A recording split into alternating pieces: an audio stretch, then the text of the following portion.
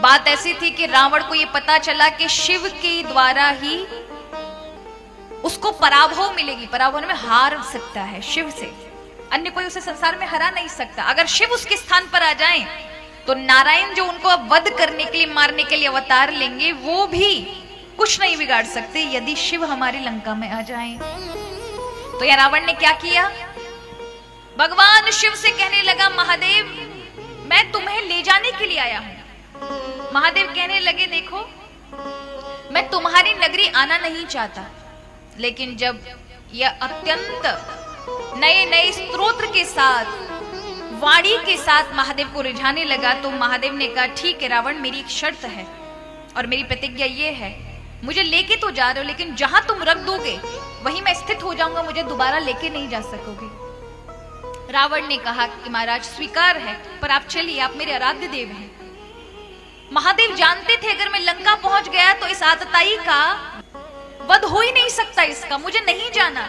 पर क्योंकि भोलेनाथ है ना, रोक नहीं पाए, उसकी भक्ति के कारण, उसके अत्यंत आग्रह के कारण आज महादेव छोटा सा शिवलिंग बनकर के उसके हाथ में आए।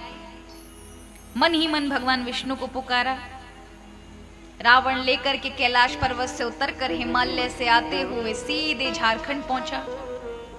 वहां पर जा ही रहा था, सांझ का समय था, भगवान विष्णु ग्वाले के रूप में वहां आए और अचानक रावण को बहुत अत्यधिक मलमूत्र का वेग हुआ।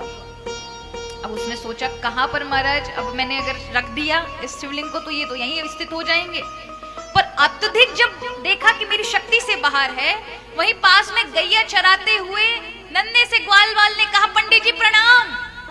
अरे अरे बालक इधर आओ, इधर आओ, इधर आओ। भगवान गए, आए किस लिए थे महाराज, दौड़ कर गए। हाँ पंडित जी आज्ञा करिए, आपका सेवक तैयार है। बालक एक कार्य करोगे, ये छोटा सा शिवलिंग अपने हाथ में रख लोगे, बस कुछ क्षण के लिए रखो, मैं अभी गया अभी आया।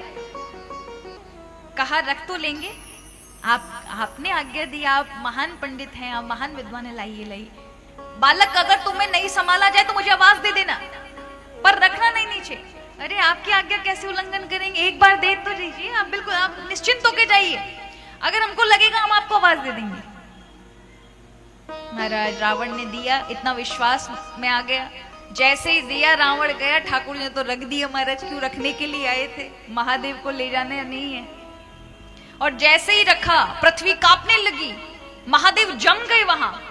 रावण दौड़ कर आता, ए बालक तुमने क्यों रखा इसको, महादेव को रखकर तुमने दुस्साहस किया है। ग्वाला कहने लगा, शर्म नहीं आती तुमको, छोटे से बालक के ऊपर तुम इतने बड़े शिवलिंग को रखवा कर जा रहे हो, मैं नन्हा सा बालक नहीं संभाल पाया, इतनी आवाज लगाई, तुम नहीं आए तो क्या करता, अब तुम जानो और तुम्हारा काम जाने, हम तो चले। और भगवान तो गैयाओं को लेकर के चले। यहाँ रावण ने खूब महाराज भगवान शिव को उठाने का प्रयास किया, लेकिन भगवान शिव को उठा ना सका। जब देखा किसी भी हाल में नहीं उठ रहे तो आकाशवाणी हुई, रावण प्रतिज्ञा को याद करो, जिस जगह तुम मुझे स्थिर कर दोगे वहां दोबारा उठा नहीं पाओगे, तो तुम क्यों प्रयास कर रहे हो, तुम्हारे भाग्य में मेरा लंका जाना नहीं लिखा, इसलिए तुम अपने भाव श्रद्धा रखो मेरे प्रति, लेकिन मुझे ले जाने का प्रयास मत करो। लेकिन रावण नहीं माना, अपनी तंत्र शक्ति मंत्र इत्यादि के द्वारा अपने सिर को काटने लगा। महादेव चलना पड़ेगा, अन्यथा मैं जीवित नहीं रहना चाहता, अपने सिर काट देता था, महादेव दोबारा से जोड़ देते थे, फिर सिर काट देता था, महादेव दोबारा से जोड़ देते थे।